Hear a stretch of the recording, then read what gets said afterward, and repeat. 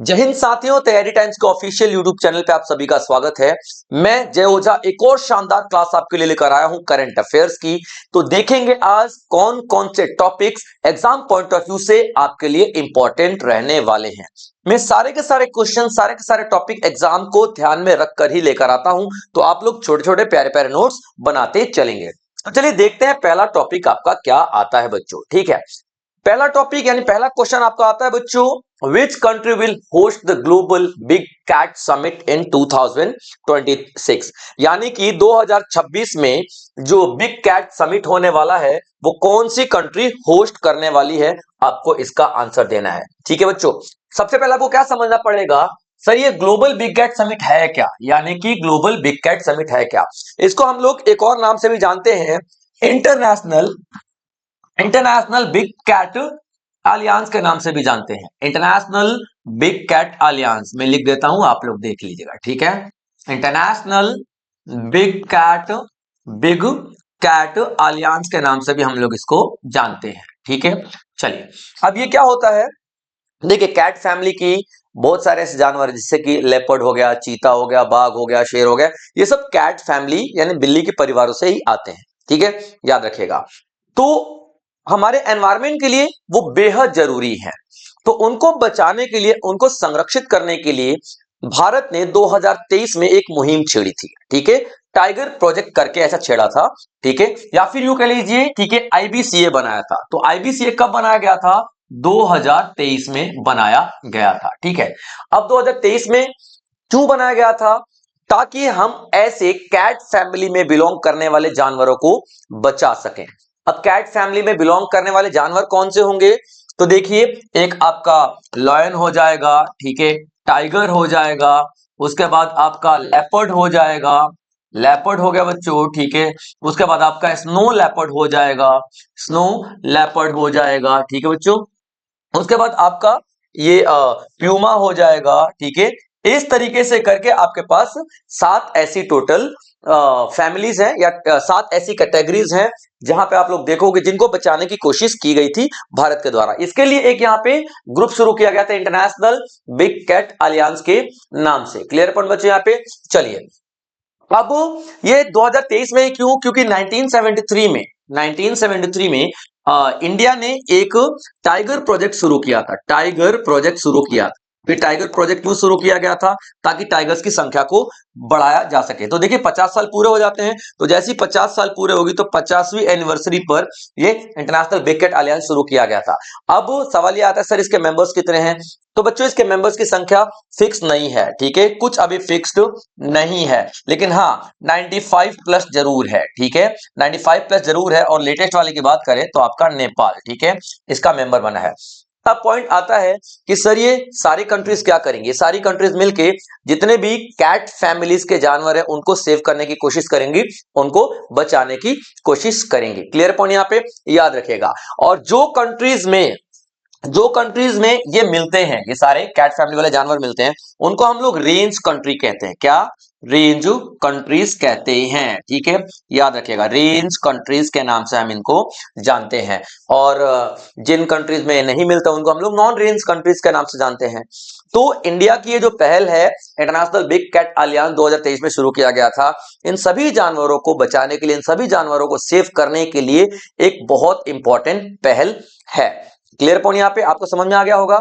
अब इसी की बात हो रही है, ग्लोबल बिग कैट समिट, इसी का अगला जो मीटिंग होने वाला है 2026 में, तो इंडिया ने कहा है कि भैया हम होस्ट करेंगे और हम ही देखेंगे कि आगे कैसी रणनीति होगी। अब इसका मतलब ये नहीं कि इंडिया ने शुरू किया है तो इस वजह से इंडिया बोल रहा है, ऐसी बात नहीं है। इंडिया ने काफी ज्यादा कोशिशें की हैं इन कैट फैमिलीज को बचाने के लिए। जैसे कि 2006 से लेकर के 2015 की बात करें या 2018 की बात करें तो लगभग हम लोगों ने टाइगर्स की संख्या को डबल कर लिया है। अभी आप लोगों ने देखा होगा कि नामीबिया से हम लोगों ने चीते मंगाए थे 8, साउथ अफ्रीका से 12 मंगाए थे। इंडिया बहुत अच्छा कोशिश कर रहा है इन सबको बचाने में, इन सबको संरक्षित रखने में। तो इंडिया ने प्रस्ताव रखा कि भैया मैं होस्ट करूंगा अगला समिट। क्लियर पॉइंट बच्चे यहाँ पे। तो कौन होस्ट करेगा, इंडिया करेगा। वेन्यू कहां पे होगा, न्यू दिल्ली में। ईयर कौन सा है, 2026। 6 का ईयर है, ठीक है। और ये हमारे कौन से हमारे भूपेंद्र यादव साहब हैं जो सेंट्रल मिनिस्टर है, उन्होंने अनाउंसमेंट किया है। अब ये जो इवेंट का जो अनाउंसमेंट हुआ है कि हम अनाउंस करेंगे अगला होस्ट, कहां पे, ब्राजील में किया गया, याद रखना, ठीक है। ब्राजील में किया गया पूरा पूरा इवेंट, ठीक है, याद रखिएगा, ठीक है, कि ये अनाउंसमेंट कहां पे किया गया, ब्राजील में किया गया। इसका मतलब क्या है, ये जो प्रेजेंट वाली समिट चल रही है कहां पे चल रही है, ब्राजील में चल रही है। और ये कौन सी कैट फैमिलीज को बचाने की कोशिश की जा रही है यहाँ पे, तो आप नाम यहाँ पे देख सकते हो, tiger, lion, leopard, snow leopard, ठीक है, जैगुआर, चीता, प्यूमा, ये 7 ऐसे नाम आपको याद रखने की जरूरत पड़ेगी। अब इनको क्यों जरूरी है बचाना, देखिए इनको इसलिए जरूरी है बचाना, सबसे पहले एनवायरमेंट फैक्टर आ जाता है, ठीक है। एनवायरमेंट में सबसे इंपॉर्टेंट चीज क्या हो जाती है, पेड़ हो जाता है, पेड़ ही तो है, ठीक है। अब देखिए पेड़ कौन खाता है, तो हर्बीवोरस जानवर खाते हैं, है ना, जो कि घास फूस खाते रहते हैं। अगर इनकी संख्या खत्म हो गई, इनकी संख्या खत्म होगी मान लीजिए, ठीक है, तो ये उन जानवरों को खाते हैं और वो उन जानवरों की संख्या बढ़ती चली जाएगी, क्योंकि उनको खाने वाले तो मर चुके होंगे, इनकी संख्या खत्म हो चुकी है। तो जंगल के जंगल साफ हो जाएंगे, जंगल के जंगल खत्म हो जाएंगे, तो जिससे कार्बन डाइऑक्साइड भी बढ़ेगा भाई, क्योंकि पेड़ कार्बन डाइऑक्साइड को ऑब्जर्व करते हैं, ठीक है। बरसात भी इफेक्ट होगी, क्योंकि पेड़ों की वजह से ही तो बरसात होती है भाई, पेड़ एक बहुत बड़ा फैक्टर है बरसात का। तो एनवायरमेंट जो है ना हमारा इम्बैलेंस हो जाता है, इसलिए इनको बचाने की जरूरत पड़ेगी, ठीक है। तो which country will host the global big cat summit 2026, तो करेक्ट आंसर इज इंडिया, ठीक है बच्चों। नाउ नेक्स्ट देखते हैं, who originally coined the term para social in 1956, ठीक है। अब देखिए ये एक टर्म है, बहुत ज्यादा न्यूज में है। और क्यों है न्यूज में ये पैरा सोशल टर्म, ठीक है, इसलिए न्यूज में है कि कैम्ब्रिज डिक्शनरी का वर्ड ऑफ द ईयर बन गया है, ठीक है। क्या है ये, वर्ड ऑफ द ईयर, ठीक है बच्चों, याद रखना।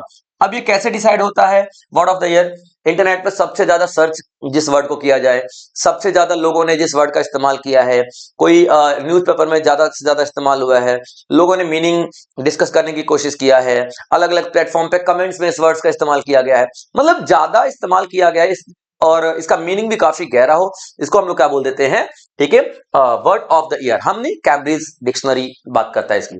तो इस वर्ड का मतलब क्या है देखते हैं, या कहानी से देखते हैं, हर एक वर्ड का एक मतलब होता है, कहानी होती है, ठीक है। तो ये 1956 के अंदर में, ठीक है, टेलीविजन वगैरह सब कुछ आ चुका था। तो टेलीविजन जब आया तो सीरियल्स वगैरह भी आए, सीरियल्स के जो कैरेक्टर्स है ना, कैरेक्टर्स हैं, उनसे इंसान अपने आप को जोड़ने लग गए, ठीक है, उनसे इंसान अपने आप को जोड़ने लग गए। जैसे कि एक रामायण आता था, है ना, अभी तो चलिए दुनिया समझदार हो गई है। तो जो पहले रामायण आता था ना, तो मैंने एक इंटरव्यू देखा था कपिल शर्मा के शो में, कि वो जो राम जी का अरुण गोविल ने रोल लिया था, रोल प्ले किया था, अरुण गोविल का ये कहना था कि मैं एक दिन सिगरेट पी रहा था, ठीक है, जहां पे शूटिंग चल रही जंगल में, गांव वालों ने आके झगड़ा कर दिया, मुझे सुनाना शुरू कर दिया, मतलब इतना जलील कर दिया, क्यों, राम जी हो के सिगरेट पी रहे हो। भाई वो एक कैरेक्टर है, राम जी हैं, भगवान है, वो एक सीधे कैरेक्टर है। लेकिन नहीं, लोगों की जो इमोशंस है ना, जुड़ चुके हैं। बहुत सारे सीरियल है, देखना, आंटी लोग बैठे रहते, मम्मी लोग बैठे रहते, ओहो मर गई, बड़ा दुख हो रहा है, ठीक है, अरे यार वो असली में नहीं मरी, वो सीरियल में मरी है। इसका मतलब क्या होता है, लोग बहुत दुखी हो जाते हैं, इमोशनली अटैच हो जाते हैं एक आर्टिफिशियल या फिर एक फिक्शन स्टोरी के साथ, है ना। तो एक तरफा ऐसी मोहब्बत उस बंदे के साथ या उस चीज के साथ जिसको हम जानते भी नहीं है, कभी मिले भी नहीं है, उसको हम लोग क्या बोलते हैं, पैरा सोशल। समझ में आया, ठीक है, क्लियर हुआ। अभी अनुष्का शर्मा को मैं जानता भी नहीं, मिला भी नहीं, विराट कोहली तो सपना ही है भाई उससे मिलना कभी। लेकिन क्या है, अगर उनका डिवोर्स होगा तो दुख किसको होगा, फैंस को होगा। क्यों फैंस को होगा, भाई फैंस प्यार करते हैं ना। तो इस तरीके का जो एक तरफा प्यार होता है, जिसमें सामने वाला आपको जानता तक नहीं और आप प्यार कर रहे हो, फैन भी हो सकता है, कुछ भी हो सकता है, सीरियल का कैरेक्टर भी हो सकता है, कुछ भी हो सकता है ना। बच्चे देखो, बच्चे क्या करते हैं, कार्टून जब उनका भीम भीम का कोई खतरा हो जाता है, कुछ ऐसा हो जाता है, तो बच्चे रोने से लग जाते हैं, ठीक है। इस तरीके की मोहब्बत को क्या बोलते हैं हम लोग, पैरा सोशल, ठीक है। तो ये 1956 में, ठीक है, Donald Horton and Richard ball ने ये टर्म दिया था। ये दोनों कौन है, सोशियोलॉजिस्ट है। कौन है ये, सोशियोलॉजिस्ट हैं, ठीक है। इनका काम ही है ऐसे ऐसे इमोशंस या फिर सोसाइटी के ऐसे टर्म पे रिसर्च करना और कंक्लूजन देना, ठीक है। तो डोनाल्ड हॉटन और रिचर्ड वॉल ने ये टर्म पहली बार दिया था 1956 के अंदर में, और जब लोग टेलीविजन से कनेक्ट करना शुरू कर चुके थे और दुखी होना शुरू हो जाते हैं, तब ये पूरा पूरा पॉइंट किया गया था। क्लियर पॉइंट यहाँ पे याद रखिएगा। तो ये जो है 1956 में टर्म को कॉइन किया गया था। एग्जाम्पल क्या, और ये क्यों आज सवाल उठता है, सर ये 1956 के बाद अभी तक ये टर्म नहीं आया है, अचानक से क्यों ये सर्च होने लग गया, अचानक से ऐसा क्या आफत आ गई है सर। तो देखिए बच्चों, ठीक है, सबसे बड़ी बात है ना, ठीक है, एआई आ चुका है, आज की डेट में एआई आ चुका है, ठीक है। अब एआई से ना लोग आज की डेट में इमोशनल सपोर्ट मांगते हैं, इमोशनल सपोर्ट मांगते हैं, ठीक है। सर मेरा ब्रेकअप हो गया, मैं क्या करूं, ठीक है भाई, मैं क्या करूं, मेरा पढ़ने में मन नहीं लग रहा, भाई तू, भाई ऐसे चैटबॉट्स के साथ बात करते हैं जैसे सामने उनका दोस्त भाई बैठा हुआ है, और चैटबॉट के साथ उनको लगाव भी हो जाता है, ठीक है। तो जितनी टेक्नोलॉजी बढ़ रही है ना, उतनी ही ज्यादा लोग आर्टिफिशियल चीजों के साथ कनेक्शन फील करने लग गए हैं, और वही कनेक्शन उनको दुखी करता है अगर सामने वाला दुखी हो जाता है तो, ठीक है बच्चों।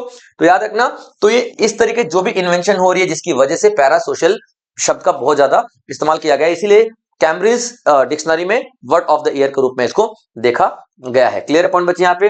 चलिए आगे देखते हैं, अगला क्या आता है। फेरो कार्बोनेटाइट बार B140 is India's first CRM for which sector? अब देखिए, एक नाम यहां पे आपको दिखाई देगा, ठीक है, फेरो कार्बोनेटाइट बार B140 इंडिया का पहला CRM है। क्लियर पॉइंट बच्चे, यहां पे CRM है। अब ये CRM क्या होता है बच्चों, CRM एक रेफरल या रेफरेंस मटेरियल होता है, रेफरेंस मटेरियल होता है, ठीक है।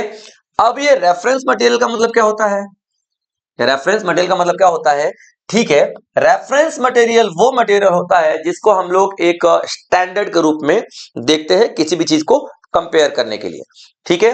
जैसे कि गोल्ड का हम लोग देखते हैं ना कि कैरेट में देखते हैं, 18 कैरेट का है थोड़ा कम शुद्ध है, 22 कैरेट का थोड़ा और कम शुद्ध है, तो थोड़ा ज्यादा शुद्ध है, 24 कैरेट का थोड़ा उससे भी ज्यादा शुद्ध है।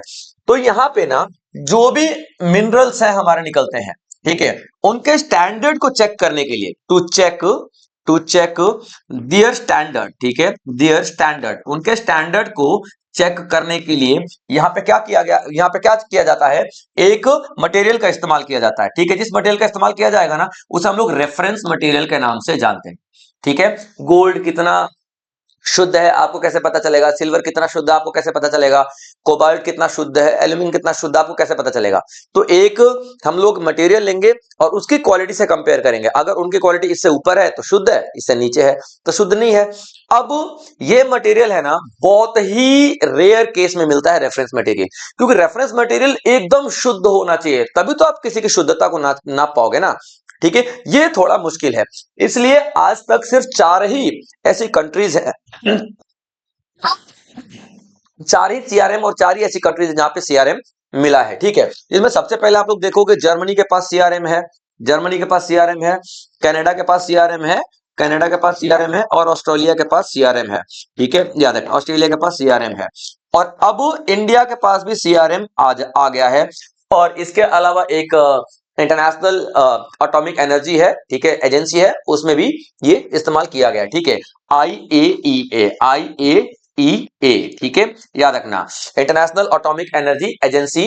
ये 5 लोगों के पास इस तरीके का रेफरेंस मटेरियल है, यानी कि एक ऐसा मटेरियल है जिसके कंपेयर करके किसी दूसरे मटेरियल की शुद्धता को नापा जा सकता है, ठीक है।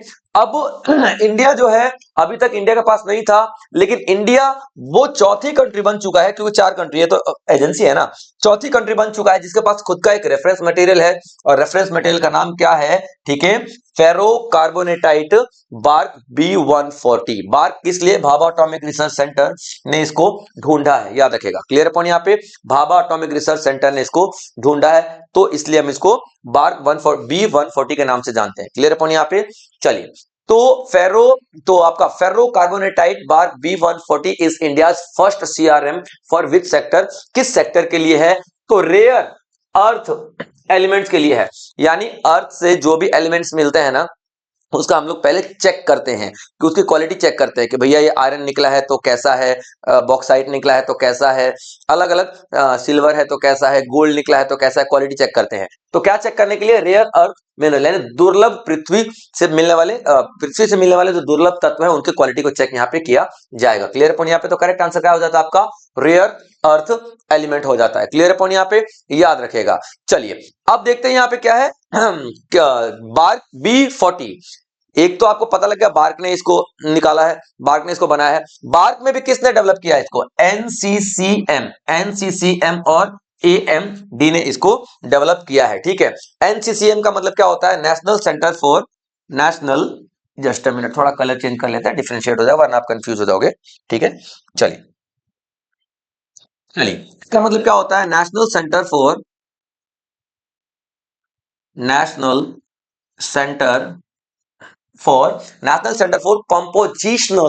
And character compositional and characterization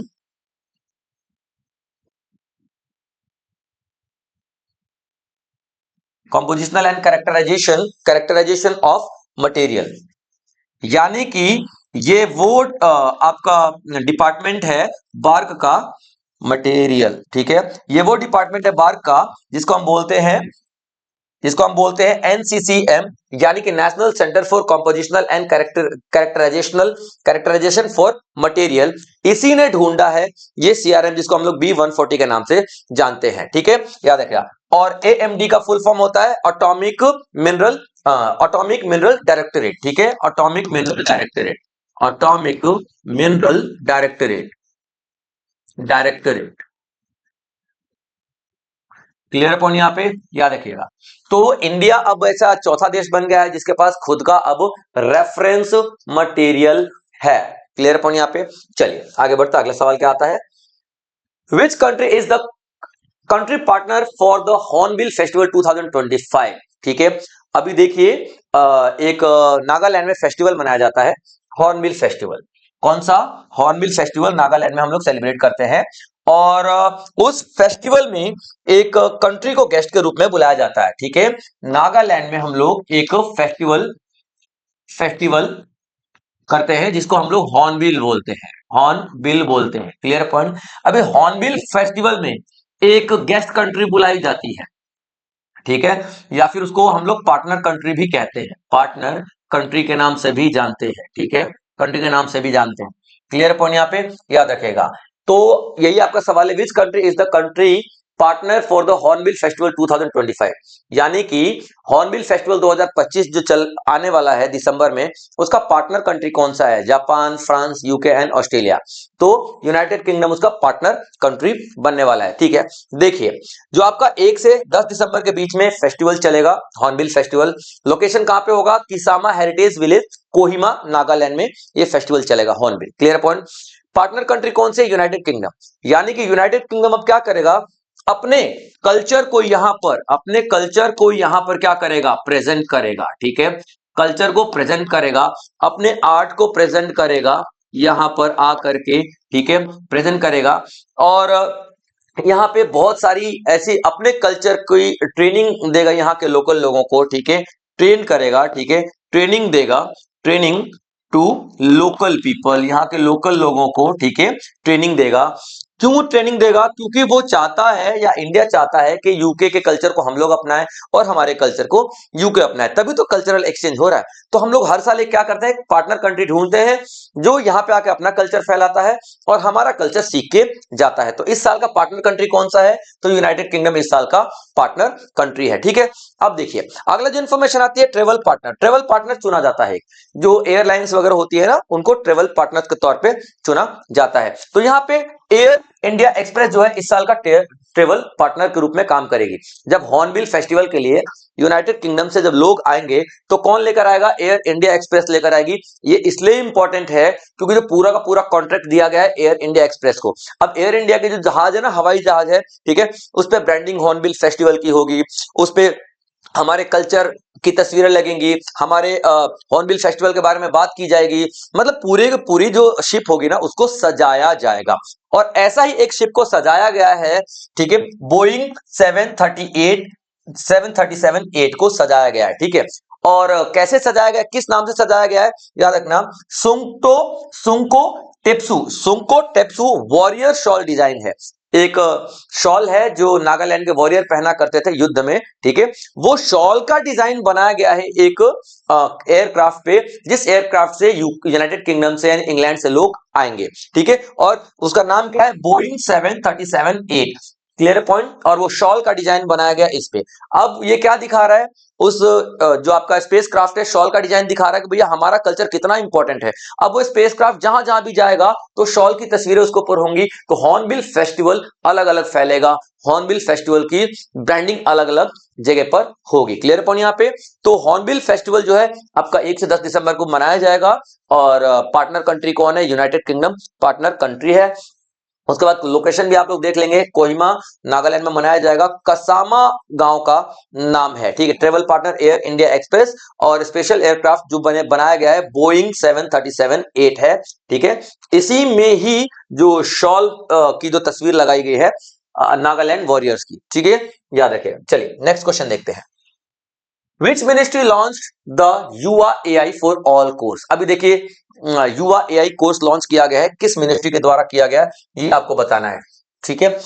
option is ministry of education, ठीक है, और ministry of electronics and IT यानी MeitY, ministry of skill development, ministry of social not social, ministry of science and technology, ठीक है बच्चों। तो आपको यहाँ पे क्या देखना है, करेक्ट आंसर क्या हो जाएगा, ministry of electronics and IT, MeitY, ठीक है, माईटी, ठीक है। कौन है अभी इस मंत्रालय को संभालने वाले, कौन इस मंत्रालय के मंत्री हैं, ठीक है, तो अश्विनी वैष्णव साहब हैं, ठीक है। क्या नाम है इनका, अश्विनी वैष्णव साहब हैं, याद रखना, ठीक है, अश्विनी वैष्णव साहब है, ठीक है, याद रखना। अब इन्होंने एक कोर्स लॉन्च किया है जिसका नाम क्या है, युवा एआई फॉर ऑल, युवा युवा एआई फॉर ऑल, ठीक है। अब इसका क्या मतलब होता है, एक ऐसा AI course, artificial course launch किया जा रहा है, ठीक है, जिससे कि लोगों को, स्टूडेंट्स को बहुत ज्यादा हेल्प मिलेगी। टीचर्स इस्तेमाल कर सकते हैं, लोग इस्तेमाल कर सकते हैं, किसान इस्तेमाल कर सकते हैं, सब इस्तेमाल कर सकते हैं। यानी आर्टिफिशियल इंटेलिजेंस से रिलेटेड यहाँ पे 6 मॉड्यूल करवाए जाएंगे, 6 कोर्सेज करवाए जाएंगे, ठीक है, 6 मॉड्यूल यहाँ पे करवाए जाएंगे। और ये 6 मॉड्यूल में सबसे पहले बताया जाएगा आर्टिफिशियल इंटेलिजेंस क्या है, उसके बाद बताया जाएगा आर्टिफिशियल इंटेलिजेंस का सही तरीके से एथिकल इस्तेमाल कैसे करें, फिर बताया जाएगा एआई का एआई का इस्तेमाल करने में जो प्रॉब्लम्स आ रही हैं उनको दूर कैसे किया जाए, फिर एडवांस एआई सिखाया जाएगा। इस तरीके से 6 ऐसे चरण में सिखाया जाएगा एआई का इस्तेमाल करना, ठीक है। ये आपका टोटल कोर्स होगा, 4.5 घंटे का कोर्स होगा, ठीक है, याद रखना। और ये फ्री होगा, कंप्लीटली फ्री होगा, गवर्नमेंट की तरफ से कोई भी कर सकता है, क्लियर पॉइंट यहाँ पे। तो लॉन्च किया गया किसके द्वारा, माईटी के द्वारा लॉन्च किया गया, मिशन इंडिया एआई मिशन के तहत, और लॉन्च किया गया 18 नवंबर 2025 को। 4.5 घंटे का एक आपका कोर्स दिया जाएगा, और तकरीबन 1 करोड़ इंसानों को, 1 करोड़ भारतीयों को यहाँ पे ट्रेंड करने का लक्ष्य रखा गया है। और जब अपने को सीखना रहेगा तो कौन से प्लेटफॉर्म पे जाके कौन सा प्रोग्राम हम लेंगे तो हमको मिल जाएगा, तो याद है फ्यूचर स्किल प्राइम एक प्लेटफॉर्म है गवर्नमेंट का, वहां पे आपको ये कोर्स मिल जाएगा। और आई गॉट कर्मयोगी ये प्लेटफॉर्म है, वहां पे आपको मिल जाएगा ये कोर्स, ठीक है। युवा एआई फॉर ऑल डालोगे तो ये कोर्सेज आ जाएंगे, गूगल पे जाके सारे प्लेटफॉर्म पे आप सर्च कर लेना। तो 4.5 घंटे का कंप्लीट कोर्स आपको मिल जाएगा, रिपीटेड मोड पे आप लोग देख सकते हो। अगला सवाल आता है, which new risk related to the paddy has been added to PMFBY. धान से जुड़ा कौन सा नया जोखिम प्रधानमंत्री फसल बीमा योजना में जोड़ा गया है, ठीक है। सबसे पहले आप देख लो जो आपका पूछा गया है पीएमएफबीवाई, ठीक है, इसका मतलब क्या होता है, प्रधानमंत्री, ठीक है, फसल बीमा योजना, ठीक है बच्चों, योजना, ठीक है, याद रखिएगा। ये 2016 में लॉन्च किया गया था, क्योंकि किसानों की फसलें तबाह हो जाती थी तो उनको उनका रिस्क कवर नहीं हो पाता था, इंश्योरेंस नहीं होता था। तो उसी इंश्योरेंस को ध्यान में रख के एक यहाँ पे बीमा योजना प्रधानमंत्री ने लॉन्च किया 2016 के अंदर में, जिसमें फसल की बीमा करवाई जाती थी। तो अब इसमें जो रिस्क ऐड किए जाते थे ना, रिस्क ऐड का मतलब क्या होता है, ठीक है आपकी फसल तबाह होगी सर, किसान कोई गया तो पूछा जाएगा ना कैसे तबाह हुई, ठीक है, तो कीड़े मकोड़े खा गए जी, आग लग गई जी, ओले पड़ गए जी, फसल तबाह होगी। तो इस तरीके के रिस्क बहुत सारे थे।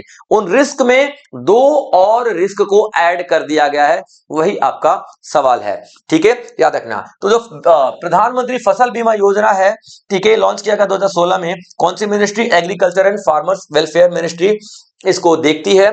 अगला, कौन से दो रिस्क ऐड किए गए हैं, तो wild animals plus paddy, paddy inundation, ठीक है।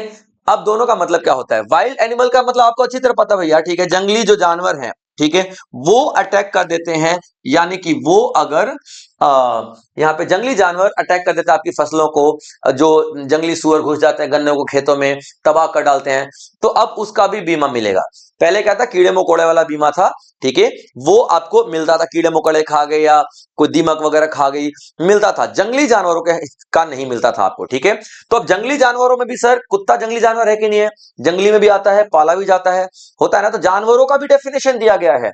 तो यहाँ पे कुछ जानवरों का नाम स्पेशली ऐड किया गया है, जैसे कि एलिफेंट अगर नुकसान कर दे, बोर यानी कि जंगली सुअर अगर नुकसान कर दे, जैसे कि नीलगाय नुकसान कर दे, डियर, मंकी, बंदर नुकसान कर दे, तो उस फसलों को भी अब बीमा के अंडर में रखा जाएगा। क्लियर है पॉइंट, यहां पे याद रखेगा। ये आपका वाइल्ड एनिमल। दूसरा आता है पैडी इन्यूडेशन, ठीक है, पैडी इनंडेशन, ठीक है, इनंडेशन का मतलब क्या होता है, इनंडेशन का मतलब क्या होता है, वाटर लॉगिंग, ठीक है, पानी का जमा हो जाना, पानी जमा हो जाना। अब देखिए जमा होना, अब देखिए धान का खेत जो होता है ना, जैसे मैं बिहार से हूं तो मैं देखता हूं कई बार बाढ़ आती है ना, तो बाढ़ तो चली आती है, लेकिन जो पानी है ना इकट्ठा हो जाता है, वो 3-3 महीने तक पानी सूखता नहीं है। जब 3-3 महीने तक पानी नहीं सूखेगा तो वाटर लॉगिंग होगा ना, वो फसल को तबाह कर देती है।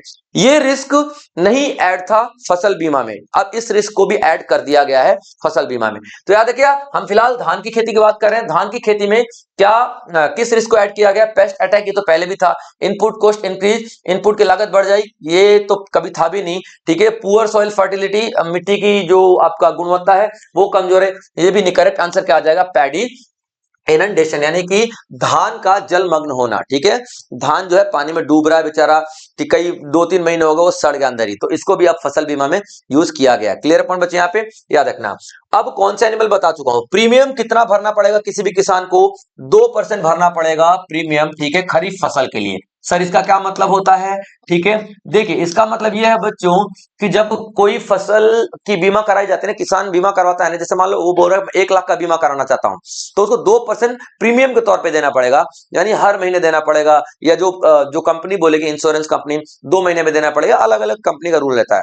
2% का मतलब क्या होता है, जैसे मान लो 1 लाख का इसने बीमा कराया है, ठीक है, तो उसको 2,000 रुपए प्रीमियम के तौर पे भरना ही पड़ेगा। क्लियर, ये खरीफ की फसल का है, खरीफ की फसल पे 2% दिया गया है, ठीक है, और आपको रिस्क पूरा 1 लाख का कवर हो जाएगा खरीफ की फसल, ठीक है। उसके बाद देखते हैं रबी की फसल पे आपको 1.5% का दिया हुआ है। 1.5% का क्यों दिया हुआ है सर रबी की फसल पे, ठीक है, इसलिए दिया हुआ है कि रबी की फसल जो है ना बच्चों, ठीक है, इस पे रिस्क कम होता है, क्योंकि सर्दियों के मौसम में अक्टूबर नवंबर में लगाई जाती है, मार्च अप्रैल में इसको काट लिया जाता है। लेकिन खरीफ की फसल मेन ठेठ गर्मी को बर्दाश्त करती है, ठीक है, मई जून में लगाई जाती है, तो एकदम धूप आती है, तड़तड़ाती धूप, फिर ऊपर से बरसात से अलग बरसात बर्बाद होती है, बाढ़ अलग बर्बाद करती है, तो इसका रिस्क ज्यादा होता है, इसलिए इसको ज्यादा रिस्क कवर मिलना चाहिए, और 1.5% मिलना चाहिए किसको, रबी की फसल को, ठीक है। उसके बाद जो हॉर्टिकल्चर है, जैसे कि टमाटर वगैरह फल फ्रूट हो गए, उसमें 5% आपको प्रीमियम देना पड़ेगा, ठीक है। जैसे कि 1 लाख का प्रीमियम आपने करा, इंश्योरेंस लिया, तो आपको 5,000 रुपए देना पड़ेगा। तब आपसे पूछा जा सकता है, ठीक है, 2% for kharif crop, 1.5% for rabi crop और 5% फॉर हॉर्टिकल्चर आपको दिया जा सकता है बागवानी के तौर पर। क्लियर पॉइंट बच्चों, तो यहाँ पे रिस्क जो आपका आंसर में आएगा वो आएगा पैडी इनंडेशन, यानी धान का जलमग्न होना। Now next question, which person won the CII quality Ratna award 2025, ठीक है, CII क्वालिटी रत्न अवार्ड किस को दिया गया है, रतन टाटा को दिया गया है, वानु श्रीनिवासन को दिया गया है, आनंद महिंद्रा को दिया गया है, मुकेश अंबानी को दिया गया है। ये आपका ऑप्शन है। ठीक है, चलिए अब देखते हैं ये अवार्ड क्या होता है, यानी कि जो आपका CCI, it's not a, CCI quality Ratna award क्या होता है। मैंने आपको एक चीज बताई थी, ठीक है, कल जहां पर भी आपको रत्न शब्द का जुड़ाव दिखे, रत्न शब्द मिले, इसका मतलब क्या होता है, हाईएस्ट। ठीक है, उस फील्ड का हाईएस्ट अवार्ड यही है। ठीक है, तो यहां पे देखिए क्या हमारी जो गवर्नमेंट है ना, इंडस्ट्रीज की जो क्वालिटी है, इंडस्ट्रियल प्रोडक्ट की क्वालिटी को इंप्रूव करना चाहती है। जैसे कि मान लीजिए मोटरसाइकिलों की क्वालिटी है, तो मोटरसाइकिलों की क्वालिटी कब इंप्रूव होगी, मोटरसाइकिलों की क्वालिटी तब इंप्रूव होगी जब गवर्नमेंट रेटिंग देना शुरू कर देगी कि हाँ भैया टीवीएस वाले तुम बहुत बढ़िया बना रहे हो, हीरो वाले तुम बहुत बढ़िया बना रहे हो, ठीक है, ये तुम होंडा वाले थोड़ा सा खराब बना रहे हो, ठीक बनाने की कोशिश करो, तुमको 10 में से 8 नंबर मिलते हैं। ठीक है, समझ रहे हो, अलग अलग तरीके से आपको रेटिंग दी जाएगी, तो ही तो ये कंपनियां इंप्रूव करने की कोशिश करेंगे अपनी क्वालिटी को। ठीक है, तो यहाँ पे एक क्वालिटी से के हिसाब से अवार्ड दिया जाता है जिसको बोलते हैं सीआईआई क्वालिटी रत्न अवार्ड के नाम से हम इसको जानते हैं, सीआईआई। अब सीआईआई का मतलब क्या होता है, कॉन्फेडरेशन, सीआईआई का मतलब क्या होता है, कॉन्फेडरेशन, कॉन्फेडरेशन, ठीक है, of Indian industries, Indian industries. ठीक है बच्चों, इंडस्ट्रीज, यानी इंडियन इंडस्ट्रीज की क्वालिटी को मेंटेन करने के लिए ये अवार्ड दिया जाता है। और 2025 में ये अवार्ड दिया गया है वेणु श्रीनिवासन को, वेणु श्रीनिवासन को। ठीक है, वेणु श्रीनिवासन की बात करेंगे, ठीक है, तो ये क्या है, चेयरमैन है, किसके चेयरमैन है, चेयरमैन है किसके, टीवीएस मोटर्स के। आपको अच्छी तरह पता टीवीएस है ना, स्कूटी वगैरह सब आती है, बाइक वगैरह सब आती है, तो टीवीएस मोटर्स के क्या है, चेयरमैन है। ठीक है, क्या नाम है इनका, वेणु श्रीनिवासन। इन्हें सीआईआई क्वालिटी रत्न अवार्ड 2025 से नवाजा गया है। ठीक है, और ये कौन सा संस्करण था, तो 33वां संस्करण था, यानी कि ये 33वां अवार्ड था जो इनको दिया जा रहा है। क्लियर पॉइंट यहाँ पे याद रखेगा। और ऑर्गेनाइजेशन अगर पूछ ले कौन सी ऑर्गेनाइजेशन देती है, तो सिंपल सी बात है, कॉन्फेडरेशन ऑफ इंडियन इंडस्ट्री, ये ऑर्गेनाइजेशन है जो कि प्रोवाइड करती है ये अवार्ड। ठीक है, तो ये जनाब है, इनकी आप तस्वीर देख लें। ठीक है, चलिए आगे आते हैं, अगला सवाल क्या है, the largest source of India's gold import in October 2025। India अभी देखिए जितना गोल्ड इंपोर्ट कर रहा है, जो पिछले अक्टूबर की मैं बात कर रहा हूं, 2025 के अक्टूबर की, तो 3 गुना ज्यादा इंपोर्ट बढ़ चुका है। कितना, इंडिया का जो गोल्ड इंपोर्ट जो है ना, 3 गुना ज्यादा बढ़ चुका है। ठीक है, बढ़ चुका है 3 गुना, 3 टाइम्स बढ़ चुका है। ये बहुत ही चिंता का विषय है हमारे भारत के लिए, याद रखेगा।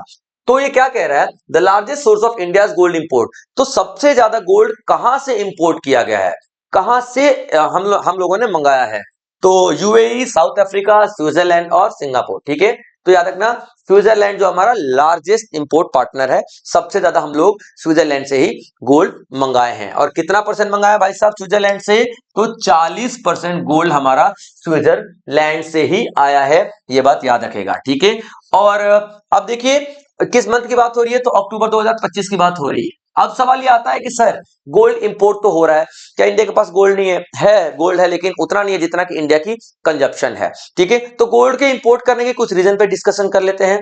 पहला जो रीजन आता है बच्चों आपका गोल्ड इंपोर्ट करने का, वो आप लोग यहाँ पे देखोगे कि फेस्टिवल। ठीक है, हमारे यहाँ पे फेस्टिवल बहुत मनाए जाते हैं, तो फेस्टिवल में गोल्ड और सिल्वर खरीदे जाते हैं, जैसे कि धनतेरस आता दिवाली में, डेफिनेटली तो बहुत सारा डिमांड बढ़ जाती है गोल्ड की, पहली बात तो आप ये देखोगे। ठीक है, वो उसका बाद देखोगे fluctuations, fluctuations in value of rupee, rupee की जो वैल्यू है उसका फ्लक्चुएट होना। तो लोग ना इसमें इन्वेस्टमेंट करने के बजाय क्या सोच रहे हैं, गोल्ड में इन्वेस्टमेंट कर दो, गोल्ड में इन्वेस्टमेंट करेंगे तो डेफिनेटली गोल्ड की डिमांड बढ़ेगी। और इंटरनेशनल लेवल पर भी या फिर ग्लोबल लेवल पर भी, ठीक है, क्या हो रहा है, कीमत बढ़ रही है। ठीक है, प्राइस जो है वो बढ़ रहा है गोल्ड का, जिसकी वजह से ज्यादा पैसा हमको पे करना पड़ रहा है गोल्ड खरीदने के लिए। अब ये जितना ज्यादा हम लोग खरीदेंगे ना, जितना ज्यादा इंपोर्ट करेंगे, उतना ज्यादा हमको पेमेंट देना पड़ेगा। जब हमारा इंपोर्ट ज्यादा हो जाता है एक्सपोर्ट से, तो इसको हम लोग क्या बोलते हैं, ट्रेड डेफिसिट। ठीक है, क्या बोलते हैं इसको हम लोग, ट्रेड डेफिसिट। ठीक है, ट्रेड डेफिसिट के नाम से हम इसको जानते हैं, याद रखिएगा। क्लियर पॉइंट बच्चे यहाँ पे, तो अभी जो ट्रेड डेफिसिट गया है ना हमारा अक्टूबर के महीने में 41.68 बिलियन डॉलर का गया है। कितना ट्रेड डेफिसिट गया बच्चों? ठीक है, तो 41.68 बिलियन डॉलर का हमारा ट्रेड डेफिसिट गया है, यानी कि घाटा हुआ है, आप समझ लीजिए। ठीक है बच्चों, तो ये जितना भी हम लोग गोल्ड अब इंपोर्ट करते जा रहे हैं, एक बहुत ही बड़ा रिस्क है हमारी कंट्री के लिए। हमारी इकोनॉमी लगातार डाउन चलती चली जाएगी, हमारे पैसे की वैल्यू बहुत ही कम होती चली जाएगी, ये बात आप लोग याद रखेंगे। Clear point? तो largest source of India's gold import October 2025 में कौन रहा है? स्विट्जरलैंड रहा है। ठीक है, चलिए अगला सवाल देखते हैं। Who has been awarded the who had been awarded the Chevalier D.I. Order des Arts at des Letters in 2025? अब आपको लग रहा होगा सर ये कौन सा अवार्ड है? ठीक है, देखो भैया फ्रेंच लैंग्वेज में लिखा है, ठीक है, इसलिए आपको ऐसे ही पढ़ना पड़ेगा। ठीक है, ये फ्रांस का ठीक है, फ्रांस का सिविलियन अवार्ड है। ठीक है, ये फ्रांस का सिविलियन अवार्ड है, याद रखेगा, सिविलियन अवार्ड। तो आप लोग इसको इस तरीके से याद रख लीजिए। ठीक है, highest civilian award of France. Clear point? इसको अगर पढ़ने की कोशिश करोगे, ठीक है, तो आपका chevalier D I order days arts eight days letters award के नाम से हम इसको जानते हैं। ठीक है, तो ये फ्रांस का अवार्ड है और फ्रेंच में लिखा हुआ है, बट किसी भी इंसान को मिल सकता है, किसी भी कंट्री को मिल सकता है। तो किसको दिया गया है? फ्रांस ने किसको चुना इस बार? तो मणिरत्नम को चुना है, कमल हसन को चुना है, थोटा थरानी को चुना है, थोटा थरानी। ठीक है, ये कौन है? एक प्रोड्यूसर है, ये एक प्रोड्यूसर के तौर पे भी काम करते हैं, ठीक है, एक डायरेक्टर के तौर पर भी काम करते हैं और एक स्टोरी टेलर के तौर पे भी काम करते हैं, और इनका हमारे आर्ट एंड कल्चर में काफी ज्यादा योगदान रहा है, यानी कि आर्ट एंड कल्चर में काफी ज्यादा इन्होंने योगदान दिया है। ठीक है, तो आर्ट एंड कल्चर में योगदान देने की वजह से इनको ये अवार्ड दिया गया है। अब इनके जो सबूत हैं कि सर ये इतने महान थे क्या, अभी आपको महानता पता चल जाएगी 1 मिनट में। देखिए, 2 नेशनल अवार्ड जीत चुके हैं, 2 तमिलनाडु स्टेट अवार्ड जीत चुके हैं, 3 नंदी अवार्ड जीत चुके हैं, 1 केरला स्टेट अवार्ड जीत चुके हैं, पद्मश्री 2001 में जीत चुके हैं। ठीक है, और ये जो फ्रेंच ऑनर जो दिया जा रहा है, इनमें तो इन्हें पूरी दुनिया में इनका नाम रोशन कर दिया है। तो ये कुछ ऐसे व्यक्ति होते हैं जिनके बारे में बहुत ही कम जानते हैं, लेकिन होते ही बड़े कमाल के हैं, होते ही बड़े मतलब इंपॉर्टेंट लोग हैं, तो जिनके बारे में सवाल पूछा जा सकता है। ठीक है, तो नाम याद रखना आप लोग, थोटा तरानी या थोटा तरानी के नाम से इनको हम लोग जानते हैं। ठीक है बच्चों, तो आज के लिए इतना ही, ये सेशन आज खत्म करते हैं। मैं बच्चों जो भी आपके लिए सवाल लेकर आता हूं, सारे चुनिंदा सवाल होते हैं, एग्जाम पॉइंट ऑफ व्यू से होते हैं। मैं बेकार के सवाल कभी भी नहीं लेके आऊंगा जिनका एग्जाम में आने के लिए चांसेस नहीं रहेंगे। ठीक है, तो आप लोगों को सिर्फ और सिर्फ इन्हें फॉलो करना है और लगातार बने रहना है, हर दिन हर एक दिन का करंट अफेयर देखते रहना है। आपको मैं वादा करता हूं अगले 6 महीने अगर आप लोगों ने लगातार देख लिया ना, तो एग्जाम जो भी आप लोग देखोगे यहीं से सवाल बनेंगे और ऐसा कोई सवाल नहीं आएगा जो यहां से फंसेगा नहीं। इतने चुनिंदा सवाल होते हैं बच्चों। ठीक है, चलिए मिलेंगे अगले सेशन में, तब तक आप लोग अपना ध्यान रखेंगे। जय हिंद।